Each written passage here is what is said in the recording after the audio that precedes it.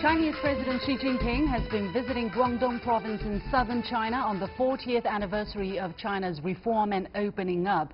What messages is he sending out? And after Donald Trump confirms his plan to withdraw from the Intermediate Range Nuclear Forces Treaty, how worried should we be that this could presage the start of a new international nuclear arms race? Welcome to The Point, live from Beijing. I'm Li Xin.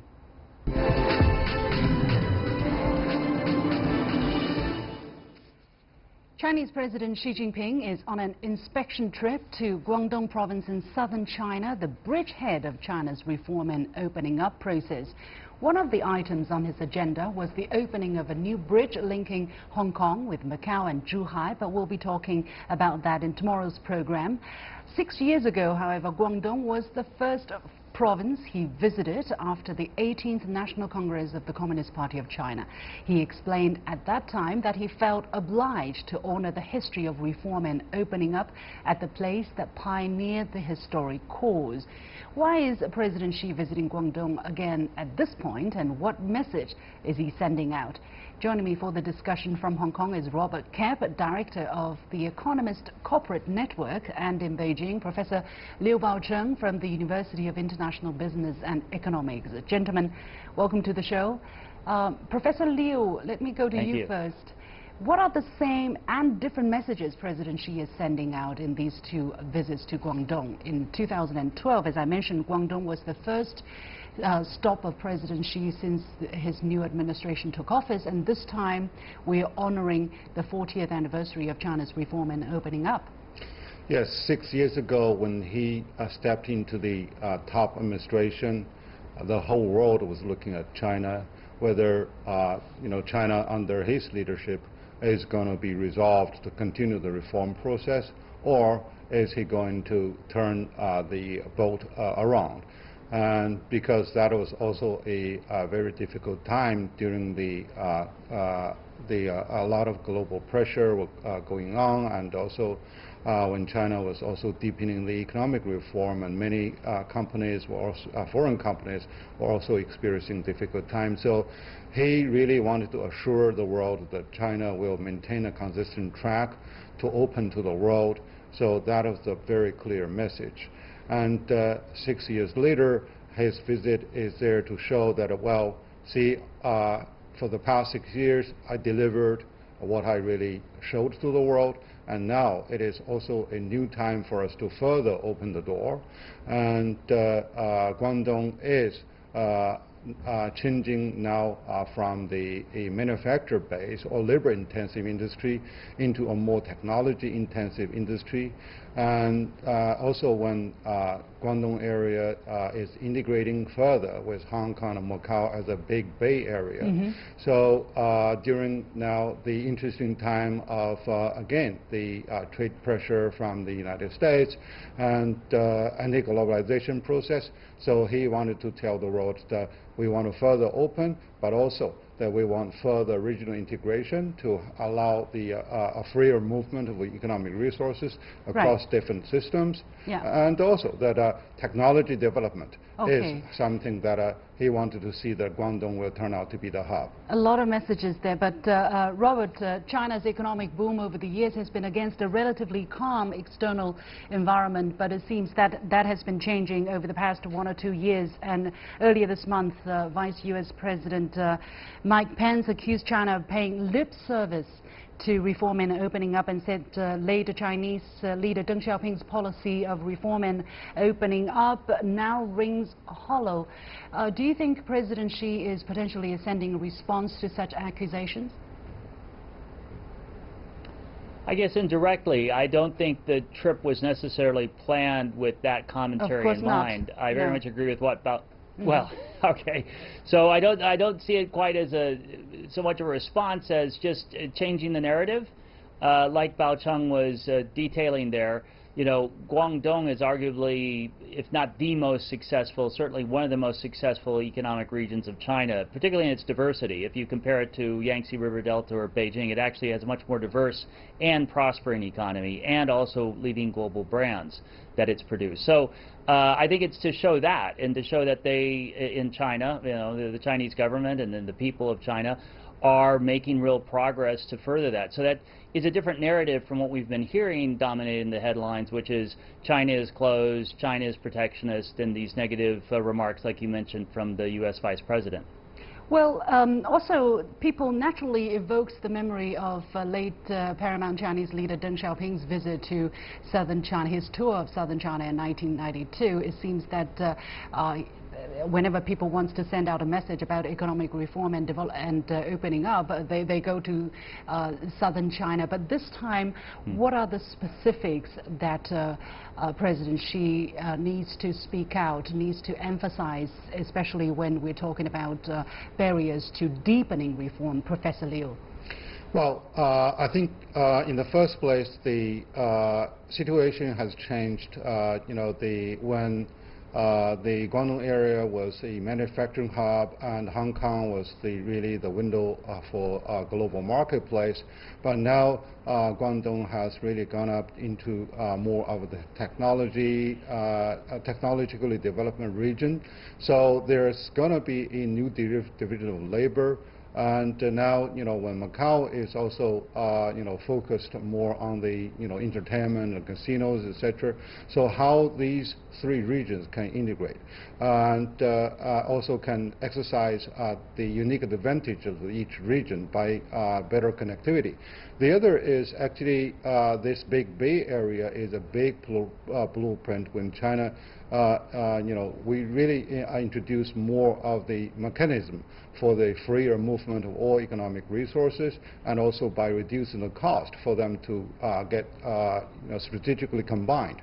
And also that now when China is going for innovation, actually we go for two directions. One is the information technology. So Guangdong, the application of information technology in logistic management, in manufacture is commanding high remarks. And the other is the biotechnology, because Shenzhen, for example, is now the biggest hub to host the seed bank for biotechnology.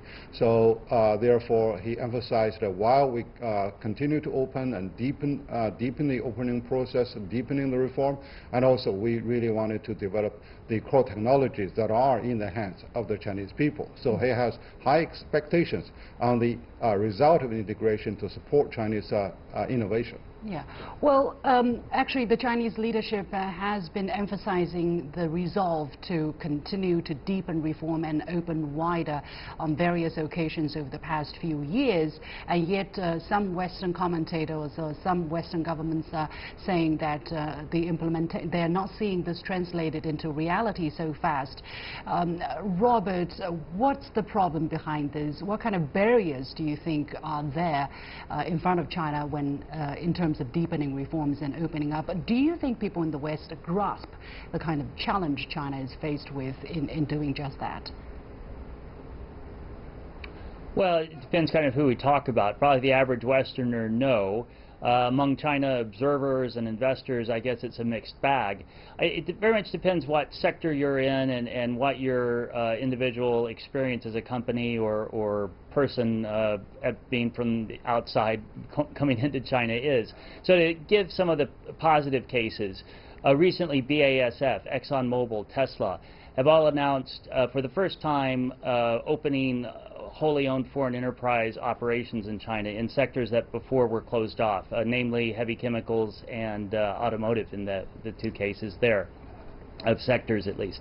And then on the other hand, you have also a lot of reform going on in sectors like finance and the automotive sector overall, not just with energy or new energy vehicles like Tesla's, but BMW, for example, has taken over majority control of its joint venture in China. So lots of progress in certain sectors and for certain companies.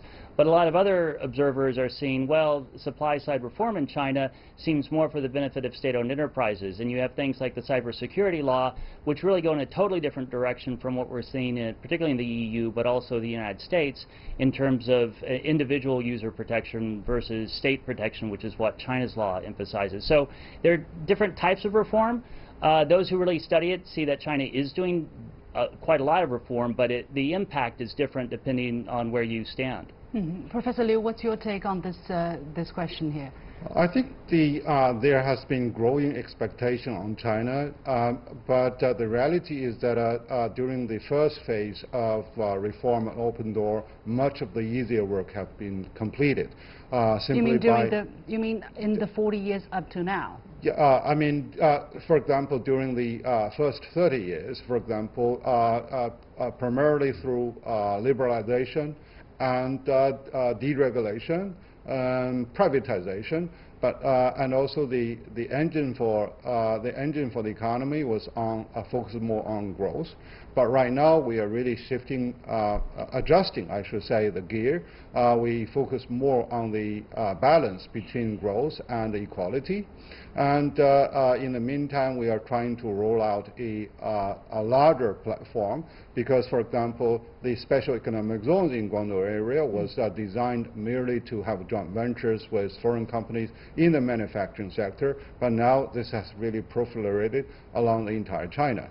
And in terms of sectors, particularly in financing sector, Guangdong again is now in the forefront, for example, in the Qianhai area, that are able to link the global capital marketplace with China in terms of banking, in terms of insurance, is getting robust. It's just really a measured step, so it's more risk aversive.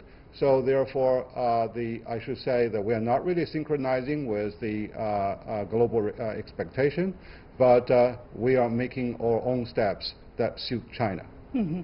And Robert, 30 seconds maybe, do you think what President Xi is sending out during this tour is to the expectation of Western companies or Western governments that are expecting to see more action from China? What probably needs to come out as well? Well, for governments, I'd say probably not so much. For businesses, they would be, I think, generally encouraged, but they're going to look for a lot more details in terms of having actual specific action that allows them access to China's marketplace. That's the number one concern I hear from foreign businesses and investors. Real access to the marketplace, not just talk about reform, but really showing that you have an equal ability to compete within China's borders. Okay, we'll keep a close watch on the situation. Many thanks to Robert Kep, Director of the Economist Corporate Network in Hong Kong, and in Beijing, Professor Liu Baocheng from the University of International Business and Economics. You have been watching The Point with me, Liu Xin. We'll take a short break, and when I come back, I'll be asking if the threat of a new nuclear arms race has just got one step closer in the wake of President Trump's decision to withdraw from the Intermediate Range Nuclear Forces Treaty. Stay with me.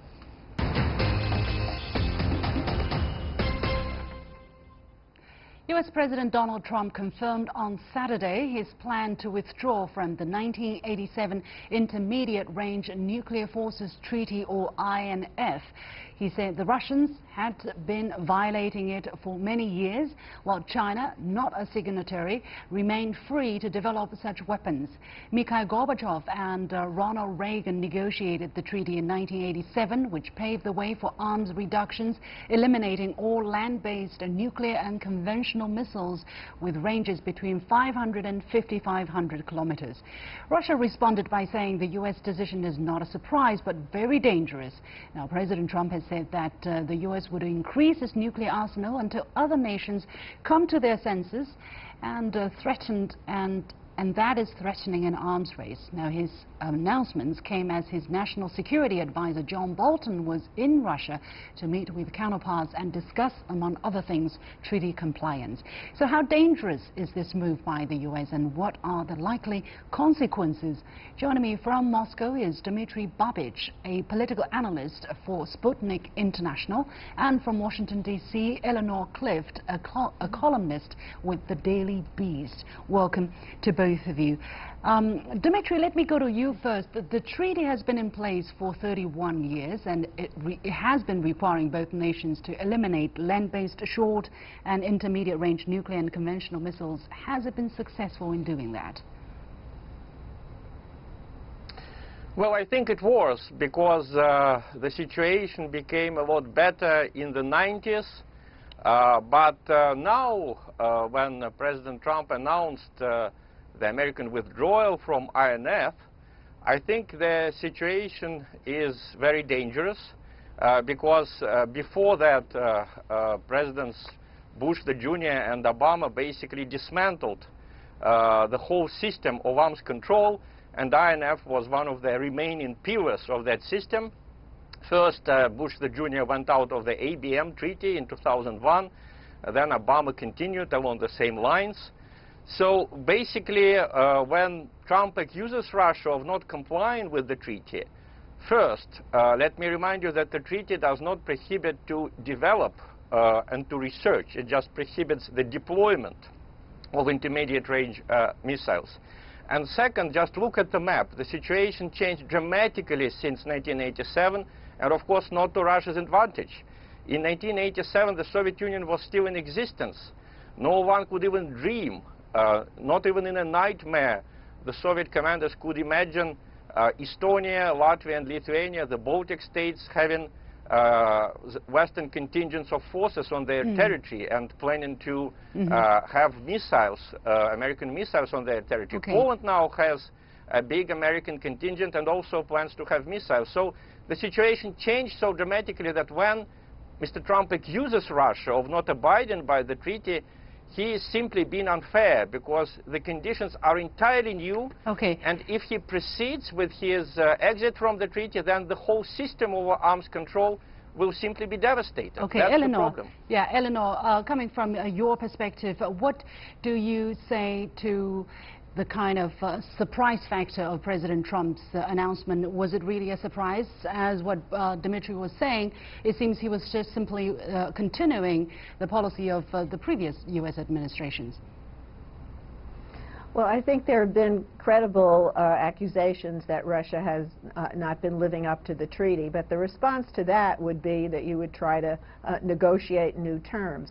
There's a lot of pushback in this country to the president's abrupt decision to withdraw from this treaty, and a surprise because it is a treaty that was negotiated by a Republican president very much revered in this country. But conditions have changed. There's certainly room for further deal making, if you will, and if that's how it works out, I think a lot of people in this country would be happy. But I think this is about more than Russia. It's really it's about the threat that this president sees from China, and he is willing to kind of take the lid off of these particular weapons and the potential deployment of them because he sees this competition with China. There's a lot of pushback in this country. He didn't consult with people in his own government. He didn't consult with the allies. So I think this is still, you know, very much up in the air as to how it will finally resolve. Do we know whose idea it was? Was it John Bolton who advised the president to do this? Eleanor? It looks very much like John Bolton. He is a hardliner in the administration. He's the national security advisor, and the president. He seems to have the president's ear more than anyone else. He's now in Moscow, so let's see. Maybe the goal is to negotiate better terms. But again, I think this president sees the world now as more of a competition with China than with Russia. And this treaty is getting in the way of that. Yeah. Dmitry, what is your answer to this kind of assumption that President Trump wanted to get out of this treaty with Russia, but to have something that could limit China as China's prowess slowly grows? Well, the rhetoric of Mr. Trump is very belligerent. But I just don't buy this theory, very widespread in the United States and in Europe, unfortunately, that Trump is bad and Obama was good. You know, all the wars that Trump is continuing now, they were all started under Obama. It was the United States under Obama who intervened in Libya. It was the United States under Obama who supported the armed insurgency in Syria. It was the United States under Obama that supported the violent coup in Kiev that ultimately led to the civil war in that country. Accusations against Russia not abiding by this treaty were made under Obama very often. There are all indications. There were basically threats from Mr. Obama and even from Mrs. Clinton that they would exit the INF Treaty. So what is the point you want to make? When they were still in power. Yeah. But the point that I want to make is that it's a general U.S. policy of the last 25 years to try to achieve military superiority over Russia and China. It's not just Mr. Trump, it's the whole American establishment. What would be, in your eyes, Dmitry, the consequence of the U.S. withdrawing from such a treaty? Will it entail a real nuclear arms race, as what people are saying, or will it lead to more such treaties being knocked off the table? Well, the arms race is already underway, not only between the United States and Russia, but also between the United States and China. And it's a very dangerous arms race. I think it's a lot more dangerous than in the times of the Cold War, because this time we don't have the system of arms control. Under the Cold War, we still had START 1 treaty, which was very long, like a book, which had provisions for a lot of weapons, which had provisions for inspections. Now, thanks to Mr. Bush, Mr. Obama, and Mr. Trump, we don't have anything. It's a free-for-all situation, and just please note how Mr. Trump justified his withdrawal from INF. He said, we need to develop new weapons. I mean, it's from a point of view of human logic, and even from the point of view of public relations, it's a disaster.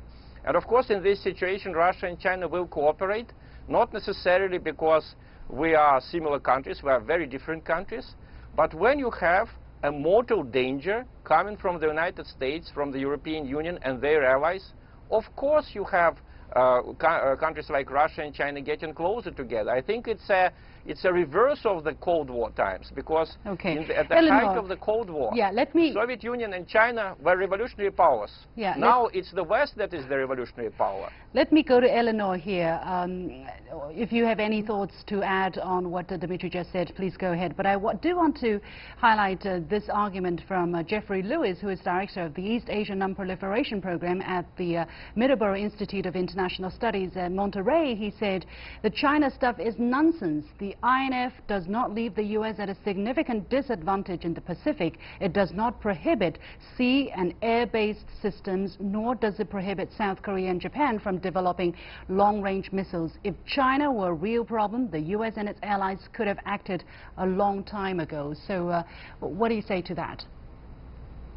Well, I think that's a valid point as well, and that's why you see a lot of pushback to this president from the Congress in this country, from his own party, from the traditional allies in Europe.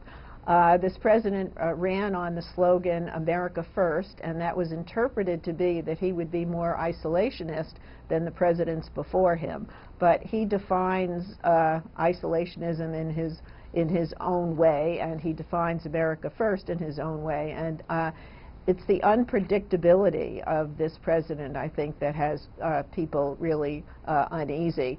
You know, keeping some sort of a lid on nuclear weapons is very important, but we've lived kind of free of the fear of that in this country since the Cold War ended, and we now have a president who has questioned his advisors. You know, why do we have these nuclear weapons if we don't use them? And he has brought a different attitude into the Oval Office, and it has many people fearful. Well, what do you see as the potential consequence, Eleanor, of such unpredictable behavior? Some people are saying maybe after the INF, it could be the New START, which seeks to limit the stockpile of long-range and submarine missiles and heavy bombers in the U.S. and Russian position. Do you see that likely down the line? That's been speculated about, yes.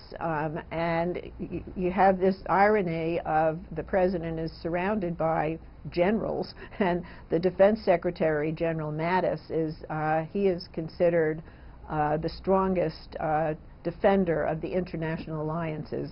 President Trump doesn't like international alliances. He likes to make bilateral deals country to country, and he likes to kind of then freeze out other countries. But the Defense Secretary Mattis his job may not be that secure. After the midterms, there's been some talk that the president will relieve him of his duties at the Defense Department. And so I'm not really sure where the pushback comes, and we're trying to understand and get accustomed to and yet push back this very unconventional president who's who is bullying. He talks big. He doesn't always deliver. And this may be a lot of, big talk in order to get a better deal, big talk in front of the head of the midterms. And there are a lot of people pushing back against this president and what he's doing in terms of international agreements. Yeah, sure, he could be one of the most consequential presidents. But Dmitry, from your understanding, do you think this is a done deal, that the U.S. will withdraw from it, or is there any possibility that some kind of a negotiation could help save this deal, or some kind of trilateral agreement could emerge between the U.S., Russia, and China?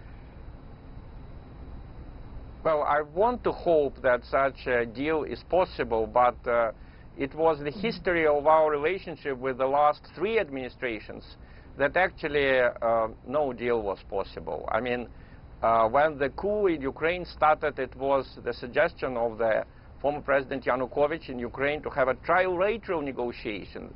The European Union, the United States, and Russia agreeing on some kind of a way out of this situation, and it was not accepted by the United States and by the European Union. So I'm very afraid that this is a done deal, unfortunately. Okay. And look at the position of European countries. Yes, there are some countries opposing the American exit from INF, but there are 2 countries which are seen as the main allies of the United States, which are actually for the exit. Right. The United Kingdom, Britain, and Poland support the exit of the United States from that deal. And Poland even wants to have American nuclear weapons and their missiles on its territory. I think this is the most dangerous development. Indeed. So when people say, when the so-called liberals in the United States say that we're all peaceniks here and Mr. Trump is the only one belligerent, this is simply not true. Okay, this has been the policy of not only the United States, but also the European Union, this aggressive onslaught on other countries. Okay. So I'm we have very to leave it there, pessimistic, Mr. Dmitry and Babich. I think that... Yes, we are running out of time. Thanks, Mr. Babich from Sputnik International, and Eleanor Clift, columnist with the Daily Beast. And that is it for this edition of The Point with me, Li Xin. As always, follow me on Facebook and Twitter using the handle The Point with LX. Download the application called CGTN to watch the show on your mobile devices, or go to YouTube and look for CGTN The Point. Thanks for watching. You've got The Point.